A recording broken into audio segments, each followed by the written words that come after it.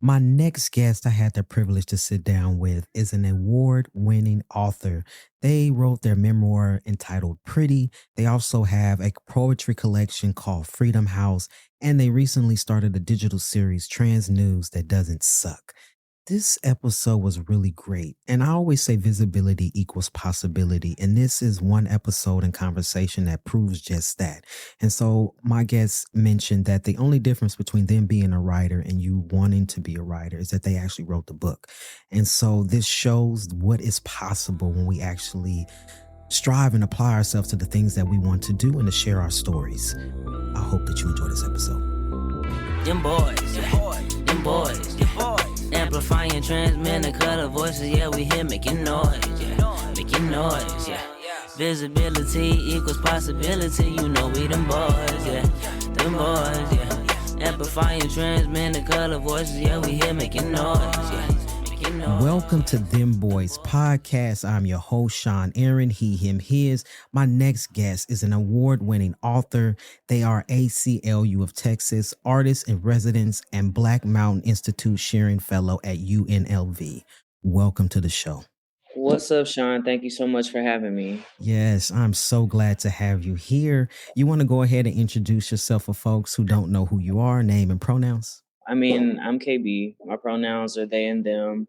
I write mostly poetry, creative nonfiction, some screenplays, and I write about, my experience being Black and trans and growing up in Texas. And I also write about the things that I see in the world. Most recently, that's included, me trying to understand my upbringing from a very religious family, and also navigating grief.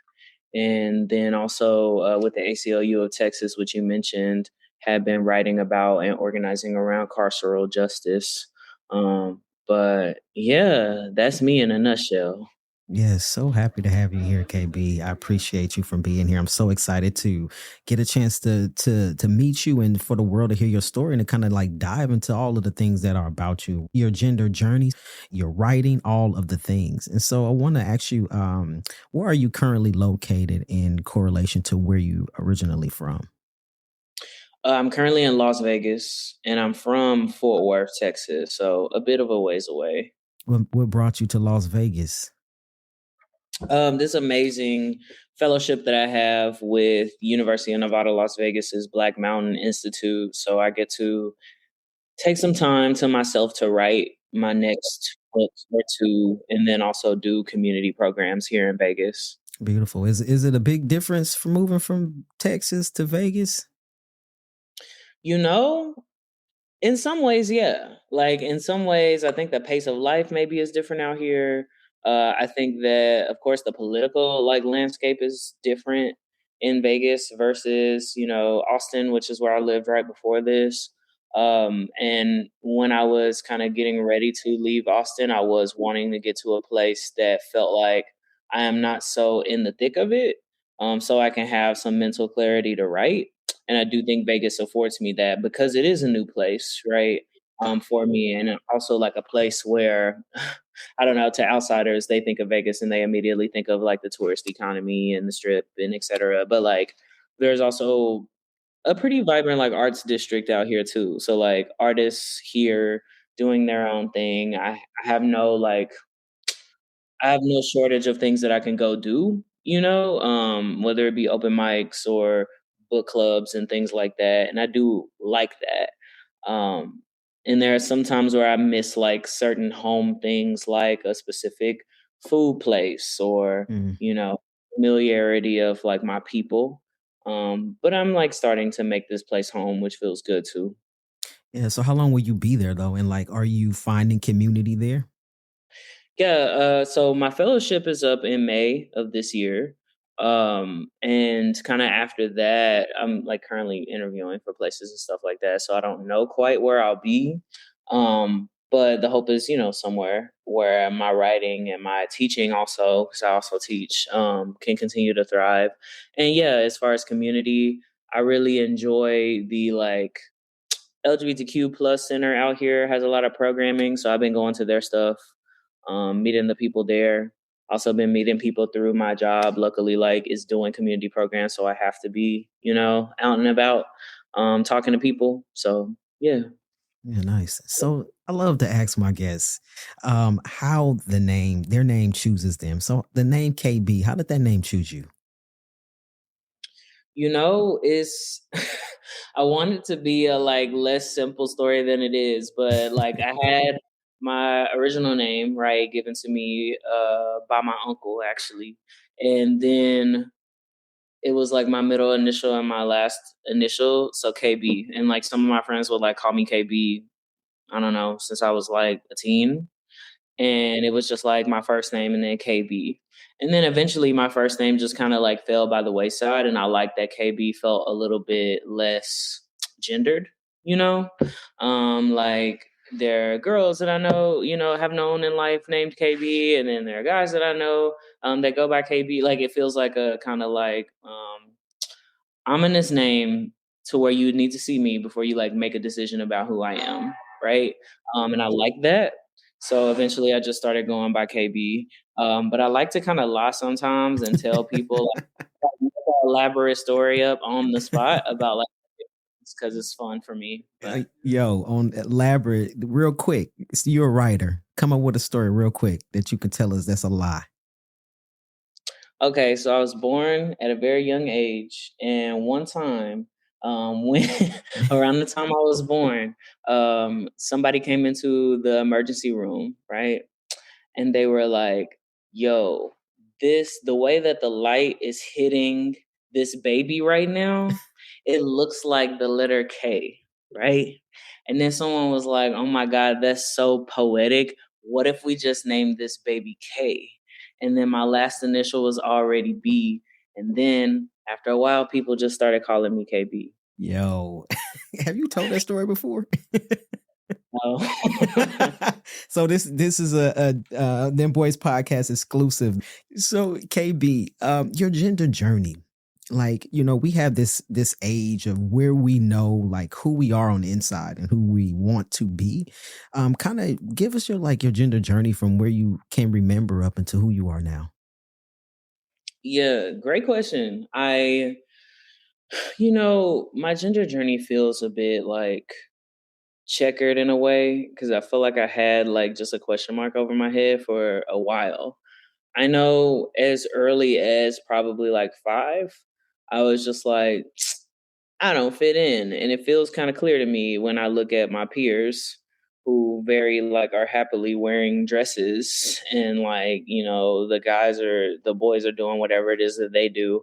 I have questions. And so I started kind of asking questions of people around me about like just small things that were gendered for no reason. So like if I like plop down, I've always been like a person that like spread my legs when I sit down, right? And like when I did that when I was a kid, my mom would be like, "You can't do that." And I'm just like, "Well, why?" And she's like, "Well, there might be men around." And I was like, "Well, what does that mean?" And then she's like, "Just don't do it." Like I was one of those kids where like I would ask so many questions that people would just get annoyed and be like, "That's just how it is," you know? And now it makes sense that I'm a writer because I feel like, that's just how it is not a satisfactory answer for me. And so I had a lot of those kinds of questions around things related to gender, things that we gender, such as like what clothes we wear, how we like use our bodies, right? The ways that we can and can't walk, things like that. And I think other people started calling me like names before I even knew like what those names meant, right? Like I remember very early in middle school where everyone was having these like, rumorings or rumors about like me being gay. And I was just like, I kind of don't even know what gay means because I've never been in a relationship, but I know it's something bad based on the fact that y'all feel like y'all have to whisper about it. So I'm Mm. just going to deny. So I was like, deny, deny, deny. And then I think when I then started actually like feeling attracted to other people, I don't know if I had that like that blanket experience of like, oh, I'm into girls and I'm into girls only, or oh, I'm into guys only, so on and so forth. Like attraction has always been a bit more like gray area for me. And then also like the ways that I dress and the ways that I want to dress have always been about comfort. Like, what do I feel the most comfortable wearing? And that just so happens to be more masculine stuff. So, like, as soon as I started being able to choose the way that I dressed more masculine. And people were like, masculinity equals gay, right? Because we, as a society, just like male gender presentation and sexuality like so much, right? So in a way, I feel like some decisions were like made on my behalf. Mm. um but then, I got older, started to have more agency about, who I am and who I love and how I want to present myself. And also went to college and started just learning more language and meeting different types of people that maybe didn't think so black and white. So I got some of my first like non-binary friends, right? And then I was like, well, I don't want to be rude and ask what that is, so I'm gonna just go look it up myself, right? Um, and then once I like looked up that term, I was like, oh no, that's definitely the frequency I'm on, because it's never gave like, oh, I am all the way over here um on the man side of things, and oh, I'm all the way over here on the woman side of things, quote unquote, right? It's a false binary. But yeah, I was like, I don't think I'm squarely in the middle either, right? Like I dress more masculine, and my mannerisms lean that way as well, but it's not always that, right? Like, because I don't think I have the traditional maybe stories of people who are like, I'm a man, right? And then I don't know. Then I started going by they them pronouns. Then I started like associating with people who got that and wouldn't question me on it and wouldn't like tell me like who I was. And then, somewhere down the line, I was like, okay, there are some things I need to do in order to feel comfortable in my body. So then I got top surgery, got on T, and now here we are. Wow. I was listening when I listened to you say that kind of like kids that you were around in school made the decision for you. I was just thinking like kids are mean as fuck. But if we have a group of children who may or may not have been influenced by what they see on TV, I'm a little bit older than you, so I'm assuming I'm older than you. I won't say that I am because I don't know exactly how old you are. But how old are you? I'm 30. Okay, I'm a little bit older than you. I'm about to be 45. So it's not necessarily shaped by television or social media when I was a kid, right? And so you pretty much got teased based on what a group of kids thought that they could tease you about. And so I'm wondering, like internally, right? Because queer folks have been around since forever, right? This is not a new phenomenon, right? It's been in cultures for forever. And I wonder if internally as human beings, do we notice? So like, do children pick that up knowing that somebody that they go to school with is different? Not necessarily like you were influenced from your parents or influenced from outside means, but you just know that this is not how I feel, but that person presents themselves differently. Do you kind of think that children may have an idea that something is different that's not reared on something that somebody told them? That's large. Yeah. I mean, I don't think, right, like kids come out the womb like mean. That's all like environment, right? Like it's about, like you were saying, like what you watch on TV, what you watch in movies, and also you absorb kind of the ideas of the people around you too. I've even seen, in real time, like especially like when I worked in an after school program for an elementary school for a couple of years, like kids just like change their mind about something because like maybe their friend thinks this way about something. So it's like, people get influenced by all kinds of things. And it just so happened that like the place that I grew up in, it was very like rigid in like its approach or in the beliefs of people around me of like how things are supposed to be, like gender wise and also like sexuality wise. So I think it was like, if you're not straight and if you're not cis and if you don't act in the traditional ways that we expect you to, then we are going to kind of bully it out of you. Mm. But one thing about me, after a while, at least like in grade school, I was like, I will not be bullied by something I'm not embarrassed by, you know? So I just started like dressing the way that I dressed. I was like, y'all really can't tell me nothing. I work at the local ice cream store. I bought these clothes. Like, whatever. And it's like, whatever, you're gay. I was like, okay, now what? Right. Like, now where do we go from here? Yo, Like that's a once flex though to say I bought my own stuff. and it was like once I stopped caring about it, they then stopped teasing me about it. So Yeah, I love that. And so your upbringing with your people, with your family, how did that work with your identity, even going at home? Was it okay at home? How did that work for you? yeah, I write a lot about this in like my memoir and also like in other like poems and stuff that I've written too. Um, I think people wanted the best for me, and that best wasn't always in actually like alignment with my actual identities, right? Because I think my mom for a while was just like, I just want you to be safe, right? Like, I don't want you to ever be in harm's way. And I'm like, well, I feel like I'm emotionally in harm's way if you're telling me like I can't be who I actually am, you know? That's Like, I real. think you're talking about physical safety, but like it's emotional unsafety if you're like not affirming your child and who they are, right? So I think there was some bristling there. And then because I come from a very religious, i.e., like Baptist, you know, black church, Southern Oof. background. Oof. All of that. Jeez. Yeah. Yeah. No, it was like my daddy was a preacher and my mom played the piano at church. And like a lot of my family also ran like gospel troops. So like they would go to different churches and like sing and play instruments and like perform, right? And so it was like I'm in church on Wednesdays, Sunday, sometimes Saturday, sometimes there's an evening church too on Sundays. Like that's where I was. So,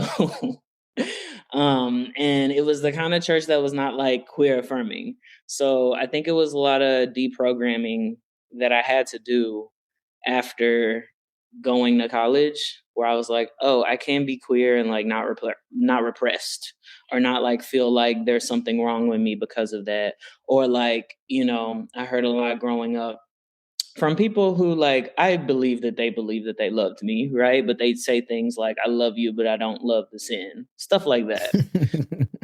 Um, and I'm like, I know you think that this is love, but it's not love that feels good. I'll tell you that, and like I didn't quite get to the point where truly like I could feel like I could be queer and free and not bothered by that, like until I went to college. The emotional intelligence behind that, to be able to be young, first of all, to tell your friends, to flex on your friends and say, I got my own money, I bought my own damn clothes, right? And to have that to have that, and also to be at an age where you're not an adult yet, and so you telling your family this ain't love, and being able to recognize what's love and what's not, right? So that's takes a lot from a child. And so did you actually physically say that? Verbally, excuse me, not physically, verbally say that? No, that's perspective that came when I was adult. Ah, got you. Like, when I was a kid, it was more so like, okay, like, I was like, okay, fine, like, I can't really do anything about what you're saying right now, and I didn't necessarily feel comfortable, like, standing up to my family. But once I became an adult, once I went to college and got, like, just more language for my experiences, then I was able to come to the emotional intelligence that maybe I have now about those situations, and to be able to have those conversations with family members. And it's still hard, don't get me wrong. Like, it's still very hard to confront somebody and be like, hey, the ways that you think that you've thought for decades are incorrect, right? Like, that's a hard conversation to have. And at the same time, like, I do feel like, at least for me, which I don't think is fair, to be clear, I do feel like there are some people in my family who have like grown a tolerance towards queer and trans people that they wouldn't have if I wasn't around, right? Mhm. And then also people in my family who have been pushed to be better. Now, all of them didn't get better, to be fair, but like some of them have been pushed to be better simply because they can't say these things about people as if they're theoretical, because I exist, Mm. right? And they know that I am not causing harm to people, right? And it's so easy to hate a people that you don't actually like interface with. And we're seeing that, you know, across the country, where people are like, oh, I hate trans people, but they've like never met a trans person, you know? At least Right. not that they know of. That they know of. Yeah. No trans person that was willing to come out to them, you know? Right.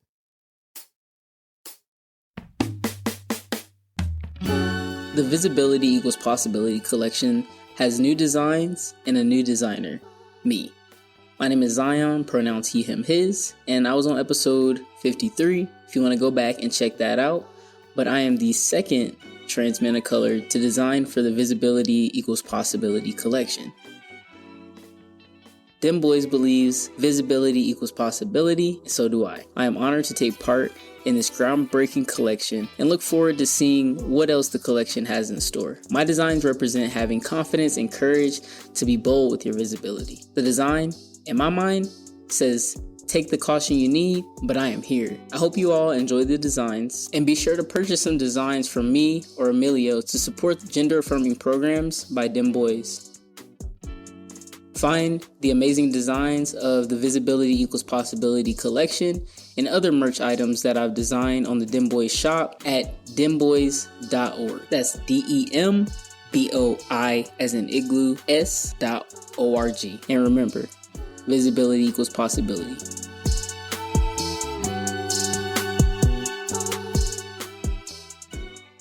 So I want to know, how does the family feel now? So like, how is your mom with you now? You know, I wish it was better. I wish it was like, you know, pride flag everywhere, but it's not quite that.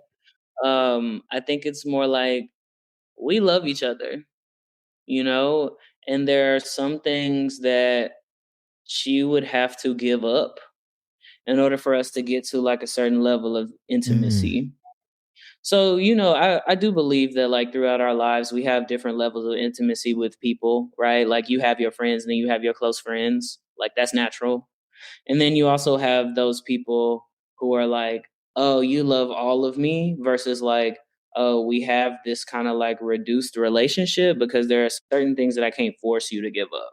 Right. Yeah. And I know at this age, like I have certain standards for how people can interact with me, can interact with the people I love. I live a very queer and trans affirming life, in the sense that I have a lot of queer and trans friends. And I'm like, if I can't guarantee that I can bring that around you, then there's a certain level of intimacy that we can't reach. And it's on you to change that, you know? Yeah. You know what? Me and you grew up similar. Well, my mom didn't play the piano at church, but we went to church every goddamn day of the week. I probably had one day to myself, if that, right? Monday was Bible study. Wednesday was prayer. Thursday was choir rehearsal. Then Friday was probably prayer or something again. And then Sunday church, and then night service and Sunday school. Listen, I'm tired even just talking about it. That's a lot for a goddamn for a goddamn child to go through. And so my mom gave a whole little spiel to me too. When I came out as lesbian as a teen, she gave me a little 30-day notice on my door. She wrote me like a 4-page letter. She had all the scriptures condemning me to hell that she wrote out what the Bible said, just in case I didn't read it. She wanted to say this chapter, this verse, and wrote it out. So I definitely understand that. But you mentioned, and this is a good reflection for myself because I actually don't know what it is. But you say in order for you and your mother to have a good relationship, she would have to give up some things. Do you have an idea of what that giving up thing would be? Thing to give up? Yeah. And I mean, I wouldn't necessarily say it's not good. I would just say it's not deep, you know? And I think that what she would have to give up is her like long held beliefs about like queerness and transness. Cause I think I'm at a place, you know, you have people that are like intolerant towards queer and trans people. And I'm like, I'm intolerant towards queer phobia and transphobia. Like when it's around me, I'm like, I would just leave, you know? And I think in order for us to, and I mean, I believe in people's ability to change. Like, no matter how long they've maybe held a belief, they can change. It's just about if they want to. And I think she would have to get past, like, I love you, but I don't love this type of mentality, you know? Because I'm like, you can't just look at me as an exception. You actually have to deconstruct the way you think about queer and trans people, Mm. right? And I love my mother, right? And I love a lot of the people that I grew up with. Not all of them. Some of them I'm like, hey, you're gonna have to get in the bin. But I love a lot of my family. And I love my mom. And I'm like, y'all, it can't just be that you only love me, but every other queer and trans person is not acceptable. Like, I don't like that either. Right. You know, it has to be like, let's get back to the text. You know, if you're very drawn to and using religion, right, and your Christianity as justification for this behavior, you need to like re-look at text and also like be able to admit like, hey, the way that I see this is not the only way to read this, right? And like now we're in the age of like there are progressive churches, there are queer theologians, right? There are like people who have written literature that you can read about this particular issue, right? Um, re-looking at things like, you know, the infamous like Leviticus chapters and verses and all of that stuff, right? Like people have done that. I'm like, there's even a documentary you can watch at this point. Yeah. Called like 1946 or something, like the year that homosexuality, the word was like added to the Bible. Like people have been studying this for a long time and how, you know, a God worth serving is not gonna hate queer and trans people. So I'm like, you have to be willing to engage in like things that don't just confirm your biases in order for us to get to a certain level of closeness. Absolutely. I know, I don't know what my mom, when I don't want to sound like an old ass man. I'm like, when I was your age, no, but when I You're not was, even old for real. huh? What'd you say? I said, you're not even old for real. I know, but I don't want to lean towards that old kind of language. You know what I mean? I don't feel, I feel great. But when I was 30, I didn't love my mom. I'm not gonna even lie. And I probably haven't even really spoke that out loud to anybody, but now everybody hear it. I didn't love her. I didn't understand shit about her. I didn't understand how she treated me. I didn't understand. And to me, I hated her. I hated God. I hated her. I hated my whole family, except for my grandmother. I just hated everybody because I felt like if God was this love and you follow God, where is it? Where the fuck is it? It wasn't until maybe my mid 30s that I could actually say, okay, I love my mother. And not necessarily love who she is, but the idea of who she could be. But I did respect her sacrifices that she made as a single parent to raise 3 children. These are little aspects that I began to love, right? And now, even when it's the same thing. I feel like I'm an exception, even though there are queer folks in my family, right? There are other queer folks. And I always made a promise to myself, just like, I don't know specifically what she would have to shake. I don't know. She would have to surprise the hell out of me. But I made a promise to myself that I would never bring anybody new around her. And I would never bring whether friends or relationship if they were queer people, because her mouth is reckless. The way they treat people are reckless. And I don't want to subject somebody else to that ever again in my life. I've done it in the past and they disappointed me. And so the idea of like what my mother would have to give up, that's a very good question. I don't even know. And so I want to ask you, like, do you have like a bit of advice for folks that are listening and like, maybe they don't have something that people could give up, that they would tolerate them a little bit more. But is there any advice of how to deal, especially if you come from that Baptist church? I came from that Church of God in Christ, right? And we conditioned to feel, we even conditioned to feel a certain way about ourselves, even though we know ourselves, but we feel some type of way because we've been worked on since we were young. We're hearing the preacher talk about gay folks, talk about trans folks. And so we think that internally, even though we feel a different kind of way. And so is there any bit of advice that you would give folks that's kind of like navigating that? That's a really great question. And I mean, TBH, like, it's something that I feel like I'm still writing about. like book after book, because I feel like my ideas about it change over time.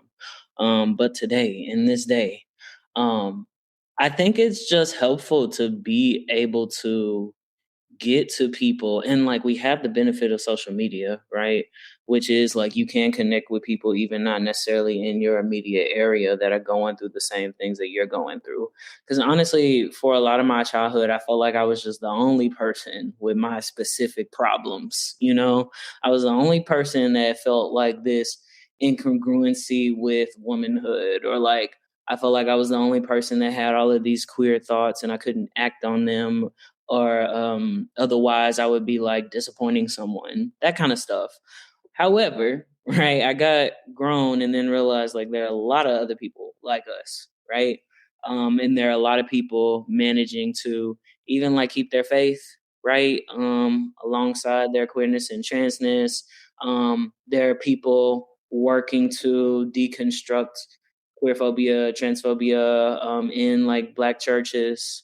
There are people that are finding different types of spirituality outside of Christianity, right? So it's like these kind of communities, right, exist, and it's about like being willing to try to find them. My God, the Reddit of it all, and the Instagram and the TikTok, like reach out and find your people. I Mm. think is like number one, because even with the oppressive times, I was very fortunate to have like a core group of high school friends that were all also Black and queer. Like queer people throughout my lifetime have really saved my life and like made this life feel like it could be something that I could survive.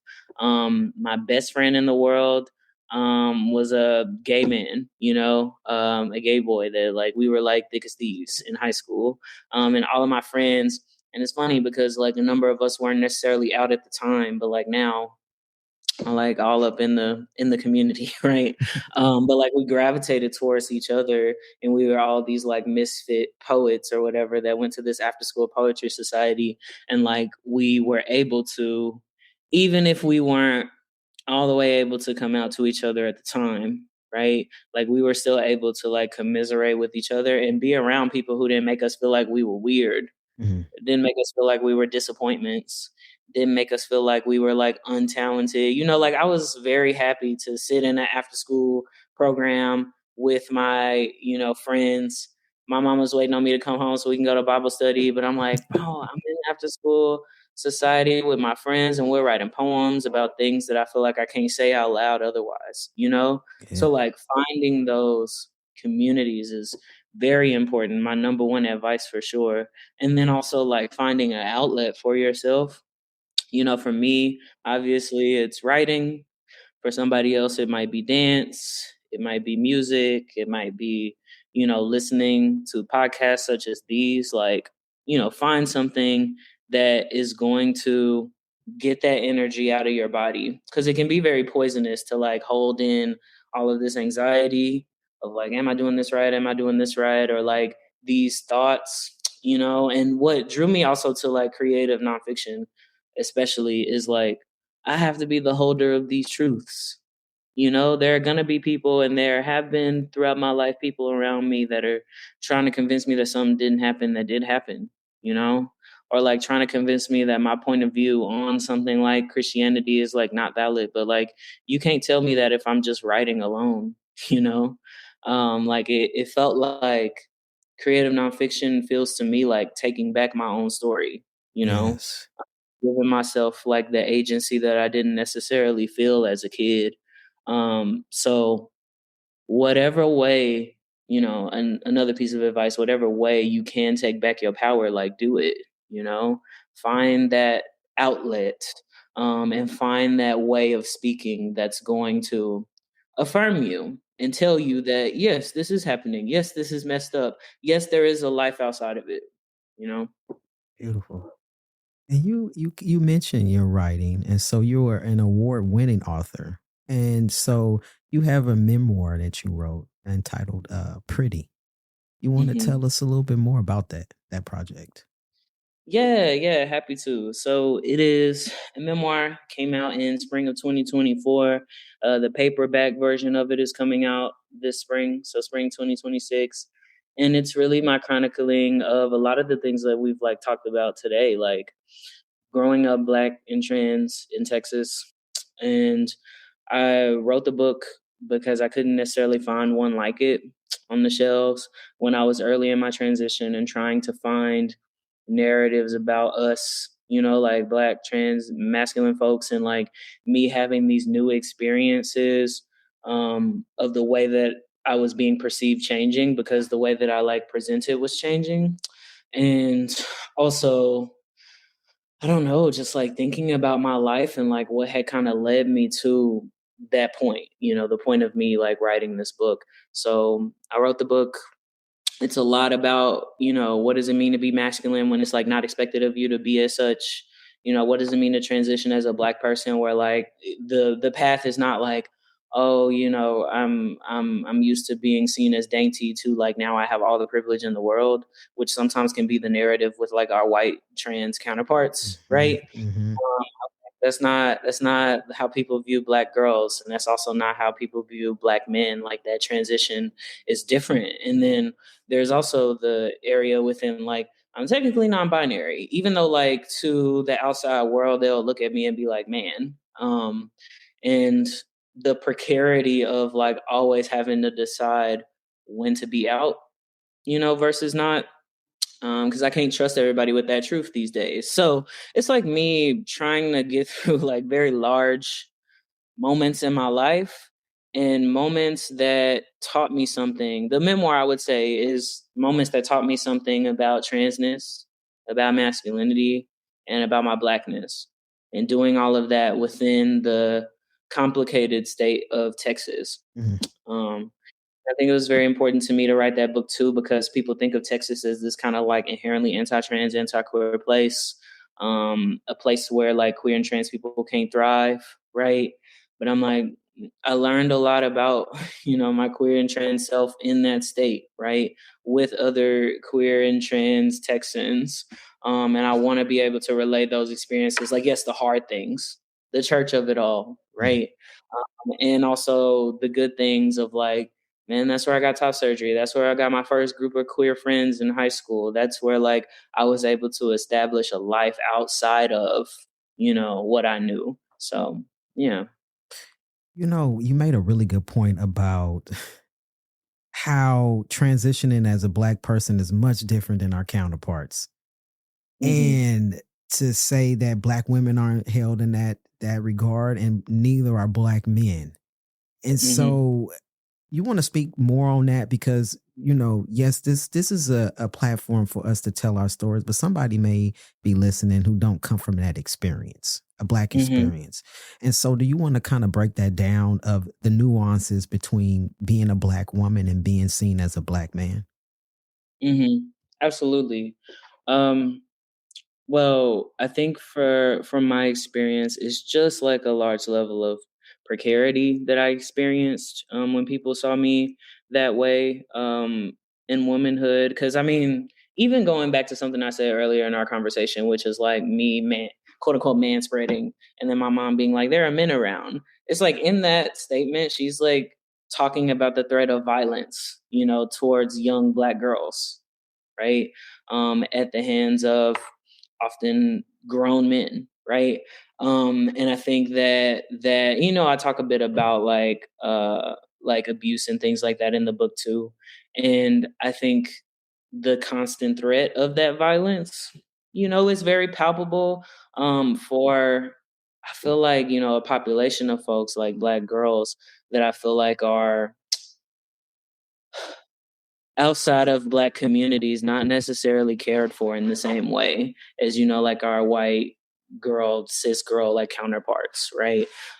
So I don't think in my experience of my transition it was going from like a harmlessness, daintiness to like, you know, now I'm the CEO of Google or whatever. Like that's also like not the experience necessarily of Black manhood. Like I felt like, you know, I could see people because of, you know, me now having a beard and me now having flat chest, and also like being kind of like stout, like people like being like, I can't be angry in the same way, because people are now like immediately thinking I'm about to get violent. Mm.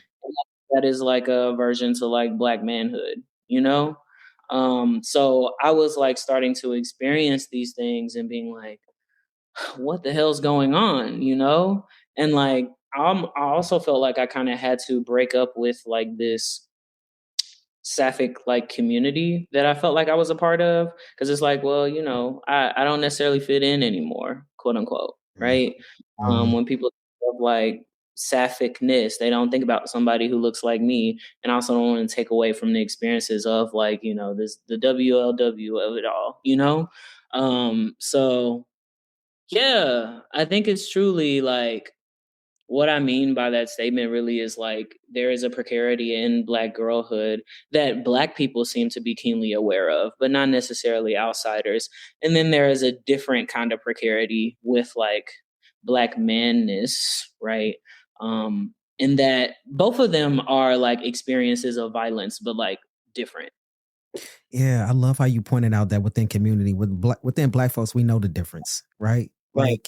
Like outside of a Black community, a Black woman is seen as the angry Black woman, and then the Black man is seen as somebody that's gonna get violent, right? But within community, somebody may be talking loud, but we might not even be in that conversation, but we know that loud talking is not something that's about to get violent. We can tell the levels of it, the differences in between. Oh, they over there, they over there having a good time. Or as opposed to, oh shit, let's get up out of here because I'm about to go down, right? And other folks don't understand. Well, we've always had to code switch. Black folks, we like the masters in code switching.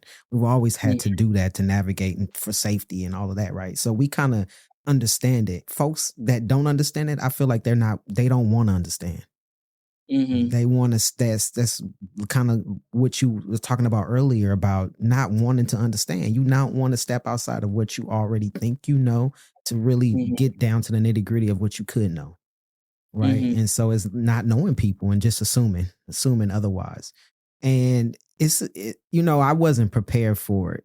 I ain't gonna even hold you. I wasn't prepared for Black manhood. I didn't understand it until now. When folks start locking their doors, I'm like, who we locking the doors from? And I'm like, do I need to lock my door too? Oh, that's for me. Oh shit, girl, I wasn't white lady, I was not paying attention to you at all. I'm minding my damn business. Shit, So it's definitely something to learn and unlearn all at the same time, right? Because we take people's projections sometimes upon ourselves, and like it's okay to be upset. You could be mad. Shit, even if you are seen as a Black man, you can be mad. If it's something to be pissed off about, be pissed off. You have the right to be pissed off.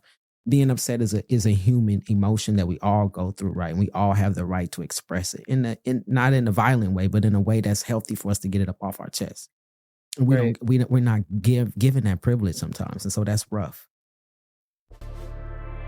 Hey y'all, Pink Lady here.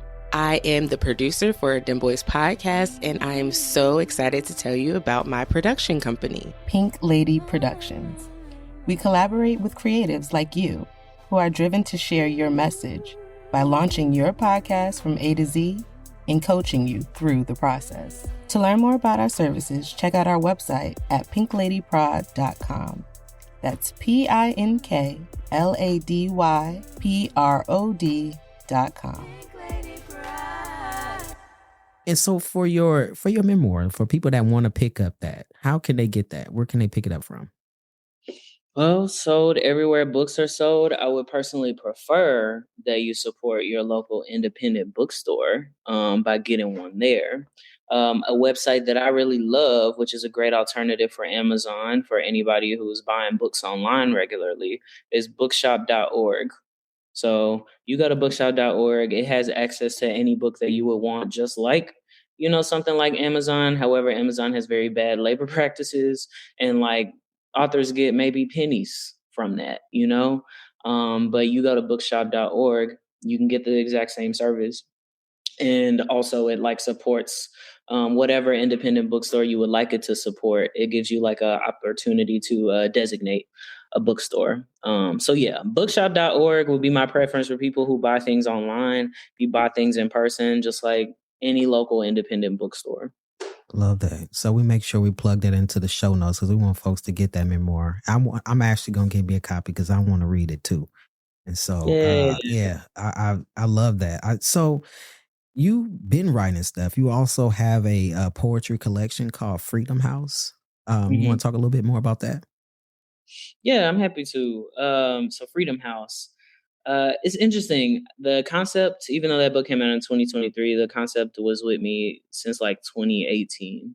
And I was thinking a lot about how do I link my poetry, the stuff that I write, with social justice in some kind of way. Like, how can I be useful to today's progressive social movements? So I came up with this metaphor once while I was teaching, and it was like, if freedom is a house, right?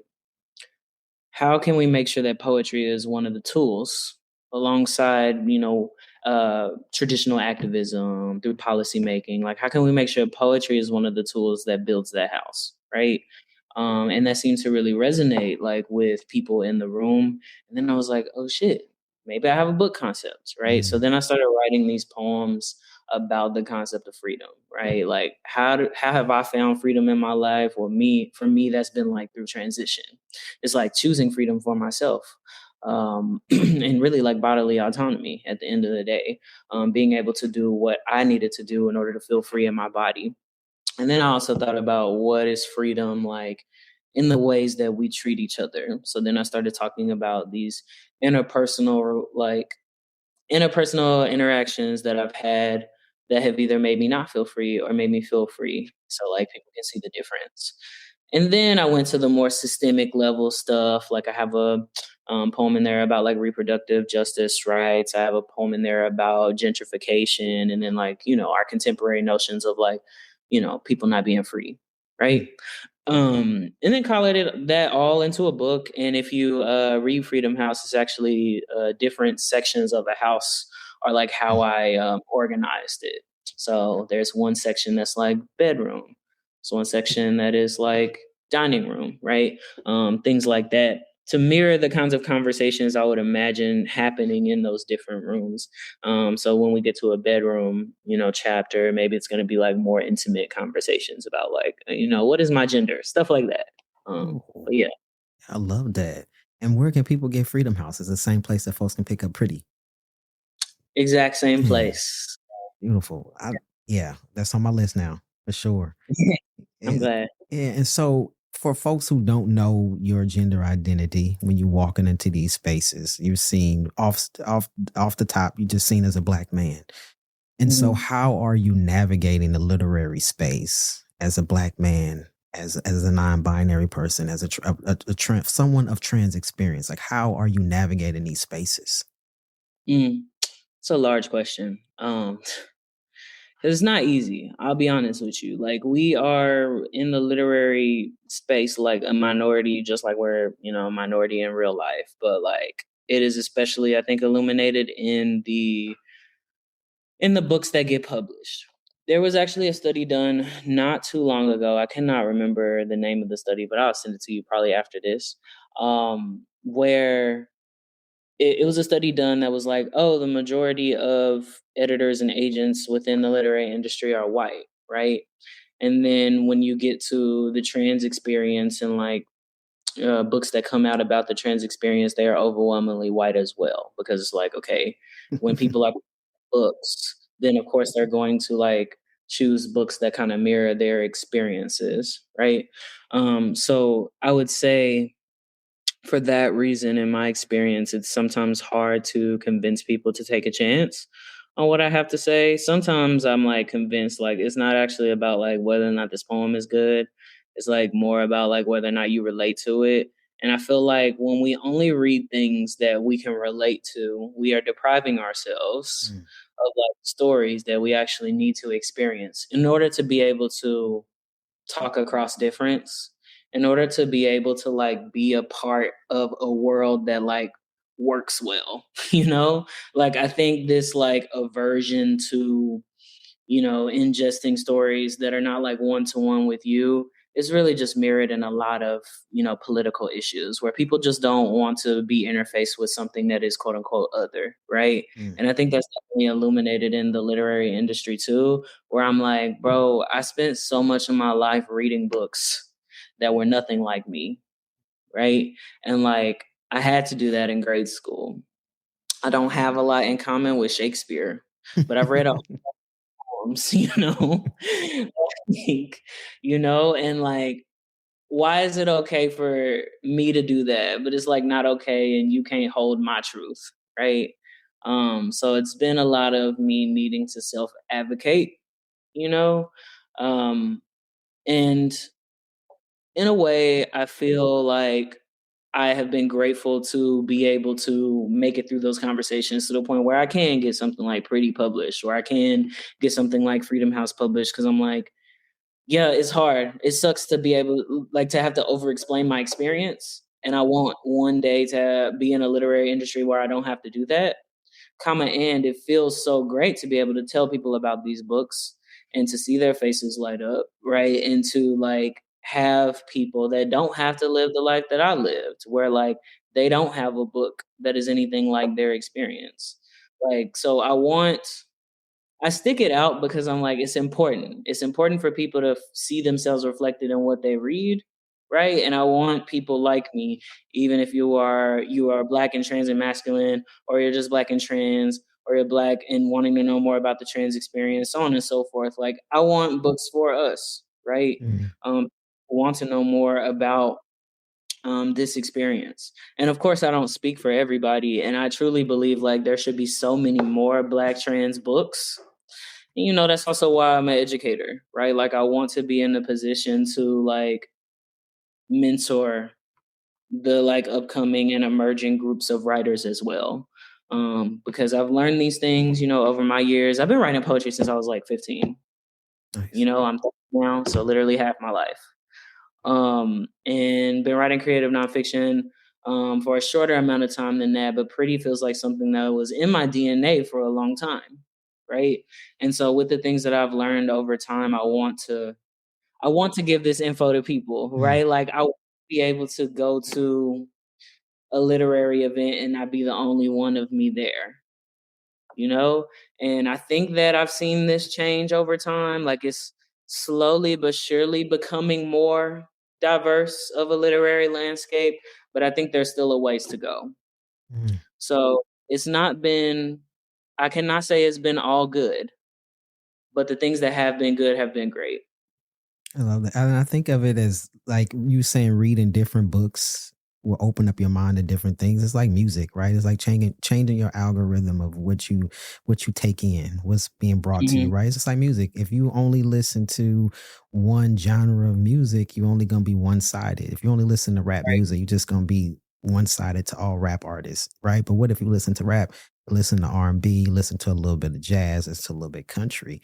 You got a little bit more experience with the music realm. It's the same with writing and reading. The same thing, right? If you might want to read some fiction, you might want to read some biographies, but then you might want to read some other stuff, right? And so it just gives you a broader lens to look at the world with. Absolutely. And like, you only serve to benefit from that. Like, truly, I feel like you just become a better person when you understand somebody else's point of view better. You get to be a better person. You get to have a wider friend group. You get to and having a wider friend group only helps you grow, and you get to be a better family member, to your family members that need you. Like, truly, I wish as a young person I had more family members that were stop that, towards me, stop this. And I aim to be that, for the young people in my life too. So I don't know. And I feel like my mind has been changed about, maybe a social issue or something like that because I went to an open mic and heard somebody talk personal experience, or I read a book. One of my favorite books of recent times is this book called Dearborn by Hassan Zinedine, who's this Arab American guy. And it's a short story collection about Arab and Lebanese folks in Dearborn, Michigan. That couldn't be further from my experience, but I'm like, this is funny. And this feels like I know these people because you've depicted them so well in this book, Yeah. I love that. Oh, That's so good. And it, I love reading. And I was just talking earlier today that I wish I read more than I do, that I had time for. But reading just opens up a wide range of life for people, right? Especially like if you, sometimes folks are like, I don't have community, and maybe where you live, somewhere rural where they don't have a lot of LGBTQ folks around that are visible, or places that you can go to meet up with each other. But reading can definitely take you there, right? It's a different level of just eye opening, just awareness, and getting to know other people's experiences and know that you're not alone by picking up a different book. So I love that. And so you doing like different projects, because I one thing that I noticed that you did is like your digital series, trans news that doesn't suck.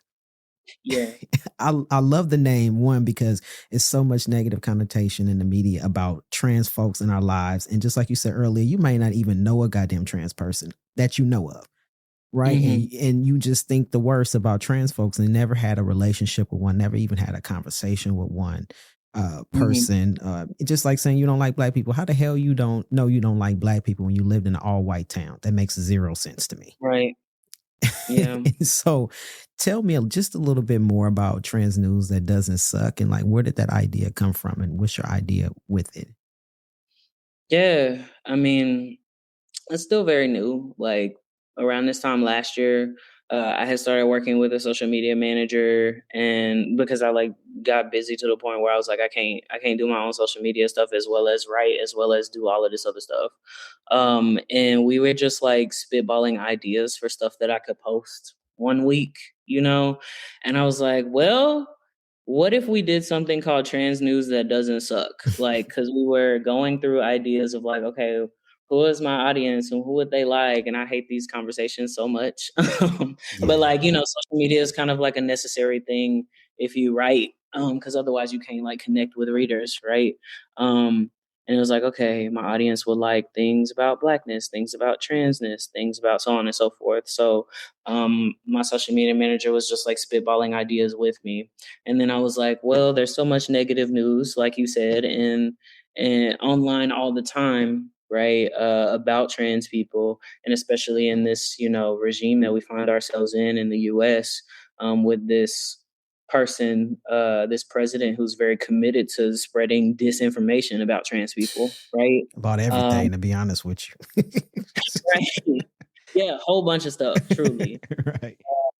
Yeah, like I was like, well, I think that sometimes the positive news can really get buried because like negativity, and I've even seen it on my own personal social media where it's like negativity gets all the clicks because people like get enraged and they comment and they share and they're like, oh, I hate this, blah, blah, blah, But it's like, what if instead I was reposting like positive news stories that people may have not heard about because of the burial of positive news in favor of negative stuff? So then, I posted a video, like a 60-second or less video, in February of last year. And then it like really blew up. Like it got like 30,000 likes and like 100,000 plus views. And I was just like, yikes, bro, what's going on? Because nothing I had posted had like done that well. And then I was like, okay, people seem to really like this little news tidbit. So then I started combing online for some kind of positive trans news, and I looked in places I definitely want to shout out, like Aaron in the Morning, LGBTQ Nation, Autostraddle, like places like that. I would just look at their websites and be like, okay, what's one positive thing that they posted this week? Okay, let me make a short video about it. And I've been doing that, more or less once a week since like February. And then in April, I made a newsletter for it where I like posted more so like a list of things, which I was working on right before this call. And that has like some 5,000 or so like newsletter subscribers. So It's been like people are craving, something that's not so doom and gloom. Yeah. I'm like, I can take some time out of my week to do this. And hopefully, in the future, I will eventually like put that into some other form. But for right now, it's just these digital, like 60-second or less videos and the newsletter. So yeah. So you trying to say that your social media person that you was working with, they was right? Is that what you're saying? I guess. So for folks that's listening that want to sign up to your newsletter, how can they do that? You go to transnews.substack.com and I'm right there. You can subscribe for free. Or if you like to support, me and the work that I do, you can also sign up for a paid newsletter. But yeah. Nice. So what's in the works for you? What's next? What can we expect from KB? Yeah, I'm in between a few projects right now. I'm working on what I hope to be my second poetry collection and trying to sell that this year. And I'm also newly, as of last year, working on another memoir, and it's about like a number of the things that we talked about today. So like, what is love and Christianity in the wake of kind of like intolerance, and it really surrounds like me going to my dad's funeral when he passed and breaking estrangement with some of my family and having to explain, right, things like a beard, a flat chest for people that like hadn't seen me in like 11 years. So yeah, I'm working on that memoir and having fun doing it. And what's next for me otherwise is just continuing to do my trans news thing, continuing to try to teach the people. I'd love to have like a more permanent position at a university. Like that's where I'm trying to move towards too. But yeah, I think that's it. Yeah, I know we almost had time, but I feel like I want to ask you just another question real quick. Is like, how did this writing process, like, how are you able to move through this writing process to create all this beautiful stuff? Oh, thank you for that. Insistence, persistence, maybe. And like insisting on my voice being important. And also having a practice that I return to even when I'm like not in the mood, even when it's inconvenient. Like the only difference between me and somebody who wants to be an author is that I wrote the book. I had to sit down every day and make time for it. Even when I had no time, I'm like, maybe it's just 10 minutes today, but I have to write something. And also I think my writing process is a lot of like revision. So like looking back at things that I've written and trying to make them better. And when I feel like I don't know how to make them better, reading books to see how they did it and bringing that inspiration to the stuff that I'm writing. And also relying on my community, which I've brought up a number of times now, like other queer and trans writers, other writers that I've known over time to be like, hey, can you read this and maybe tell me what you think? And I definitely rely on that when I feel like I'm like maybe too close to the subject matter and can't necessarily like fix it myself. But yeah, it's truly like diligence. Yeah, you're definitely a blessing. I appreciate you and like everything that you bring it forth into the world.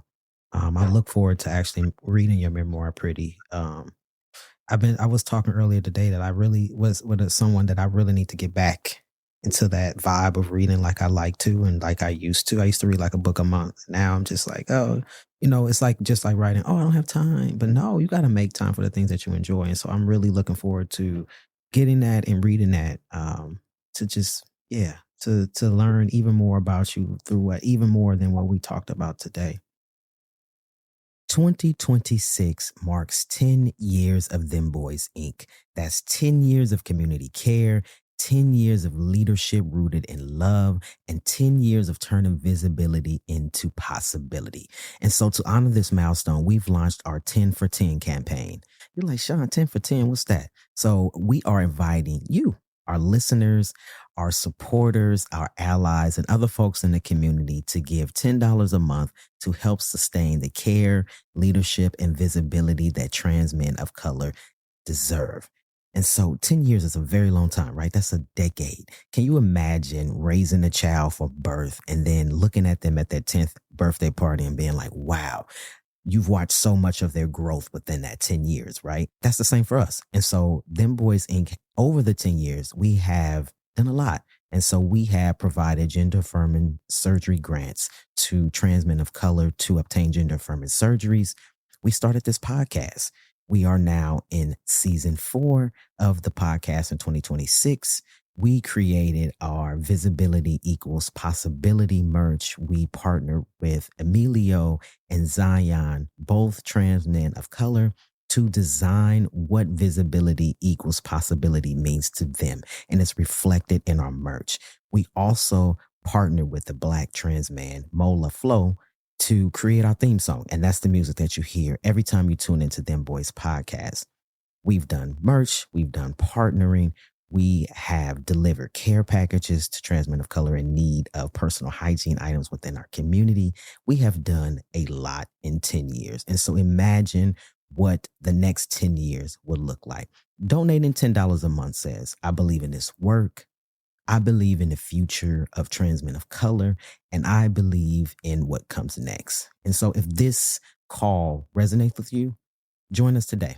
And we've even made it easy. You don't even got to go anywhere. Whatever platform you're listening to this episode, go ahead and open up the show notes. And from there, you will be able to click the link to start your contribution to our 10 for 10 campaign.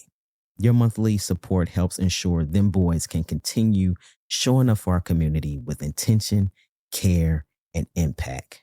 So thank you for listening and thank you for believing in our mission.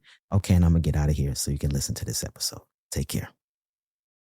And so this is the part of the show where I love to ask my guests a random ass question. I got a long list of questions. Not going to ask you all of them, so don't get nervous. But I have 84 questions on the list now. So they may or might not have anything to do with what we talked about today, but just pick a number between 1 and 84 and I'll read you that question. 53. 53. That was oddly specific. Is that a favorite number or are you just...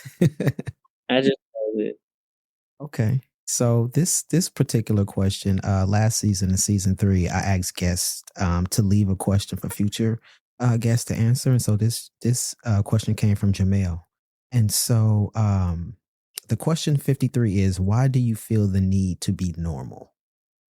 Why do you feel the need to be normal? Like, I don't know if I feel that need. I feel like I feel the need to be honest. And for me, like honesty and normalcy sometimes are not in the same place. And I lived and still live, but like, especially like when I was like more butch presenting and people thought I was a girl, like that time was like always like, you're not normal. And I really struggled with that for a long time. But now I'm like, if you don't like me, I feel like it's your loss. If you think I'm like abnormal in a negative sense, it's like, okay, I now have a stable enough sense of self to where that doesn't rock me. And I think the need to be normal, I don't know. When 15-year-old me maybe would have been like, my need to be normal is just safety, right? Now I have the luxury, I would say, to like feel safe, like spiritually, emotionally, and then also within my community. I love that. I think my idea of normal would be to ask another question. What is normal? Everybody weird in our own way. Like seriously, we all different, and that's how we were designed to all be different. There's no such thing as normal. We don't look alike. We're not the same height, shape, sizes, weight. I mean, color, shade. There is no normal. There's no such thing as that, right? We all have different mental capacities, physical capacities. Like to me, what is normal? What does that mean, right? It, as a person from trans experience is different from somebody else cisgender. Like there's no level of normalcy. So I don't know. That's very interesting to know, and I'm glad that 53 was what you picked. Great answer. I love that. KB, yo, it's been a pleasure. Thank you so much for being a guest on the show. Is there any last words you would like to leave with folks before we get up out of here? Last words, be you, stay abnormal. And thank you so much for having me. This has been a really illuminating conversation, exactly the ones I aim to have with like the work that I make. So thank you. Yes, it's been a pleasure. Thank you.